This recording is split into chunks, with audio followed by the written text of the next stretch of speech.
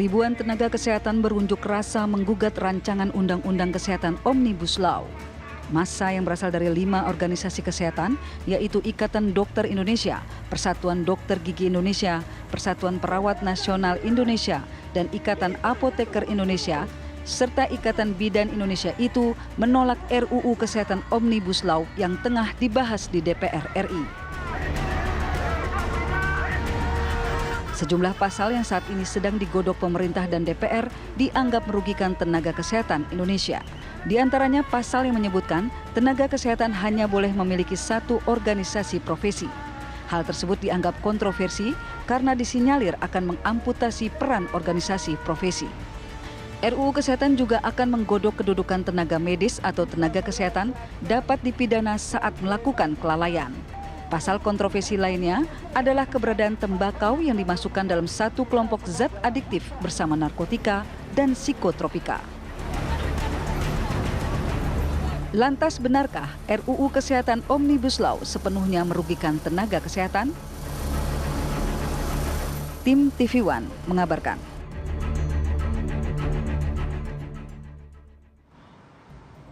Ya, memang kehadiran atau pembahasan serta penyusunan RUU Kesehatan Omnibus Law ini masih dalam tahap pembahasan dan juga penyusunan. Ini kemudian kalau kita lihat di layar kaca pemirsa, ini adalah pasal RUU Kesehatan yang menjadi polemik. Salah satunya yaitu dianggap akan mengamputasi organisasi profesi. Ini di pasal 314 ayat 2. Dan ada beberapa pasal lainnya ini yang kalau kita lihat ya Mbak ya, juga menjadi pembahasan di publik. Soal standar pendidikan kesehatan dan kompetensi yang disusun oleh menteri, kemudian beberapa pihak lainnya. Artinya ini di bawah Kementerian Kesehatan, kurang lebih kalau saya rangkum seperti itu. Dan ada beberapa pasal lainnya. Nah, kita akan coba diskusikan hal ini mengenai pro kontra yang terjadi pasca adanya RUU Kesehatan Omnibus Law ini. Kita akan langsung sapa, sudah ada 2 orang narasumber yang bergabung bersama kami pagi hari ini. Saya akan sapa dulu, ada juru bicara Kementerian Kesehatan Republik Indonesia, Pak Muhammad Syahril. Selamat pagi, Pak Syahril. Ya, selamat pagi Mbak Vita dan Mas Bayu dan juga Dr. Adib Kubaili. Oke, sudah dikenalkan juga oleh Pak Syahril. Terima kasih banyak. Karena berhubung sudah dikenalkan, bergabung juga bersama kami di studio ada Pak Muhammad Adib Kumaidi, Ketua PBID. Selamat pagi Pak Adib. Selamat pagi. Oke. Selamat pagi Pak Syahril. Baik, tadi Vita sudah menyampaikan ada beberapa pasal ya yang menjadi pembahasan di RUU Kesehatan ini. Nah, kita pagi hari ini akan coba fokus pada satu hal mengenai adanya potensi pidana pada nakes bila dianggap lalai. Itu di pasal 462 ya di RUU Kesehatan ini. Saya langsung ke Pak Syahril. Pak Syahril, dalam pasal 462 ini ada potensi kemungkinan nakes yang dipidana karena lalai begitu. Nah, penjelasannya bagaimana atas lalai yang dimaksudkan dan kemudian apakah ini juga nanti akan selaras atau berhubungan langsung dengan KUHP pidana, Pak? Terima kasih. Jadi setiap pekerjaan, termasuk juga profesi, itu ada suatu risiko yang bisa terjadi ya. Nah, kalau di kesehatan adalah suatu risiko di mana yang disebut dengan kejadian yang tidak diinginkan ya. Macam-macam akibatnya. Nah, tentu saja dalam RUU ini sebetulnya kita mensimplifikasi ada 2 undang-undang yang berkaitan dengan perlindungan tenaga kesehatan. Satu adalah Undang-Undang Praktek Kedokteran, yang kedua Undang-Undang Kesehatan di tahun 2009. Semuanya sudah ada diatur di sana. Nah, di dalam rancangan undang-undang ini justru kita mengusulkan penambahan lebih pasal itu agar tenaga kesehatan ini betul-betul dilindungi. Sebagai contoh begini, jadi kita membuka ruang apabila dokter atau tenaga kesehatan yang lain dalam melakukan profesinya di rumah sakit atau dalam praktek, maka akan dilakukan penilaian ya, investigasi berdasarkan profesinya. Kalau dokter ya dilakukan oleh dokter, kalau perawat oleh perawat. Nah, berdasarkan profesi itulah akan dilihat sejauh mana seseorang tenaga kesehatan ini melakukan kelalaian atau kesalahan yang mengakibatkan suatu kejadian yang tidak diinginkan tadi.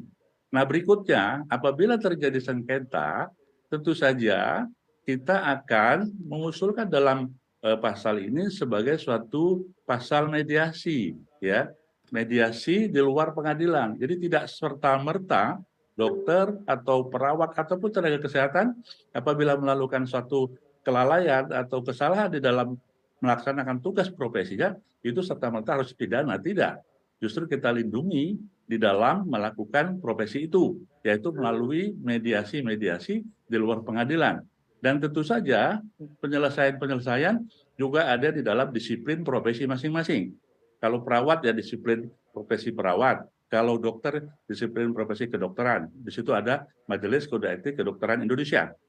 Dan satu lagi ada pasal yang kita tambahkan yang belum ada sebelumnya, yaitu perlindungan kepada tenaga kesehatan yang sedang melakukan pendidikan.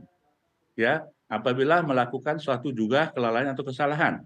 Dan mereka berhak mendapatkan perlindungan pada saat melaksanakan praktek di rumah sakit tersebut dan juga mendapatkan perlindungan terhadap suatu kekerasan apapun dari masyarakat termasuk dari lingkungan sekitarnya. Jadi dia betul-betul diberikan suatu nuansa perlindungan hukum dan keamanan sekaligus kenyamanan bagi seorang tenaga yang akan mengikuti pendidikan kedokteran. Mas Ariel, itu kan bentuk-bentuk perlindungan yang tadi Anda sampaikan ya, jadi tidak langsung dipidana tapi ada mediasi begitu ya. Nah, Ya, Dokter Adib, tidak. kalau memang ada ruang mediasi kan kata-kata kalau menurut Dokter Adib bagaimana? Kata-kata kelalaian dapat dipidana itu juga bukannya akhirnya ketika para nakes ini membaca risikonya besar menjadi nakes. Betul, jadi saya bicara dalam sebuah bentuk norma konkret sekarang. Di dalam sebuah undang-undang, rancangan undang yang disebutkan di sini, kita mau melihat, tadi apa yang disampaikan kan normatif yang disampaikan oleh Pak Syahril. Ya. Ya. Kalau kita sekarang lihat di dalam draft, kita ingin mengajak sebenarnya para pemirsa sekalian membaca draft. Di pasal 187 disebutkan, rumah sakit tidak dapat dituntut sepanjang menjalankan pelayanan kesehatan untuk menyelamatkan nyawa manusia.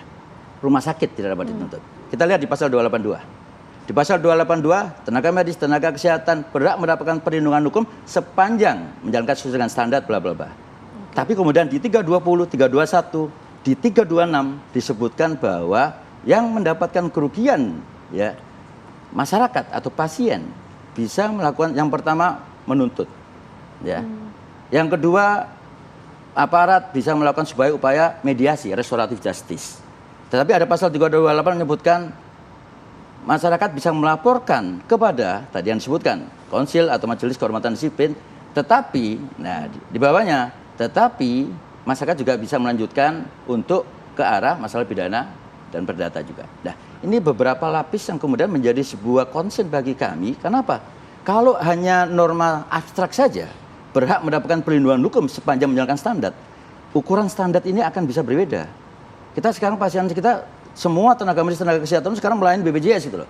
Dan kita tahu efisiensi pembiayaan di dalam BPJS gitu loh. Kalau kemudian sekarang kita harus menjalankan standar yang kemudian dimaknai oleh masyarakat dan standar yang kemudian dimaknai dalam sebuah tertulis oleh BPJS itu berbeda. Akhirnya apa? Saya akan memeriksa semua. Saya CT scan aja deh semua, takut ada apa-apa nih. Takut dituntut. Saya MRI semua. Apa yang terjadi? Pembiayaan kesehatan berbiaya tinggi. Siapa yang dirugikan? Negara dan rakyat. Gitu. Jadi ini sekali lagi bukan dalam konteks kepentingan daripada profesi, tapi ini adalah kepentingan kesehatan juga. Sehingga yang kita minta adalah, kalau tadi disebutkan rumah sakit tidak dapat dituntut, kenapa dokter sekalian disebutkan tenaga medis, tenaga kesehatan tidak dapat dituntut sepanjang beritikat baik menjalankan praktek profesinya sesuai dengan standar. Itu. Oke, baik. Dok, begini, mungkin untuk memudahkan gitu. Kan kemarin di Lampung ada kasus yang viral, Dok ya. Yes. Ada dokter dipukulin sama pasien karena pasiennya ngerasa nggak sembuh-sembuh gitu Yes. kan. Nah, tapi kan itu adalah subjektivitas dua pihak yang berbeda gitu. Nah, kalau misalnya tadi soal dokter tidak bisa dapat perlindungan hukum dan lain sebagainya, dengan kasus-kasus yang mungkin banyak di Indonesia, implikasinya kalau berangkat dari kasus itu akan seperti apa, Dok?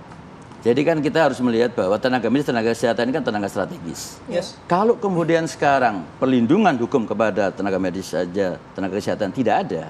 Sekarang kita bicara di daerah. Problem-problem yang di daerah bukan berkaitan dengan masalah kesejahteraan saja, bukan. Problem yang berkaitan dengan keamanan. Problem yang berkaitan dengan sekarang kita masuk di dalam satu era namanya era litigius. Masyarakat semakin sadar dan semakin pintar gitu loh. Itu yang kemudian berimplikasi bahwa standar yang akan diminta oleh masyarakat itu juga semakin tinggi. Kalau bisa saya ketemu dokter langsung sembuh gitu loh. Nah, itu yang kemudian pada saat dokter dan tenaga medis tenaga kesehatan tidak terlindungin, kasus-kasus seperti itu akan banyak. Dan itu udah mulai banyak juga sebenarnya. Jadi perlindungan hukum itu yang perlindungan hukum dan ya. kepastian hukum ya. Oke, nanti saya mau ke Pak Syahril lagi, bagaimana kemudian RUU Kesehatan ini bisa menjawab mengenai perlindungan dan juga kepastian hukum itu. Tapi nanti usai jeda kami kembali saat lagi untuk Anda. Tetap bersama kami.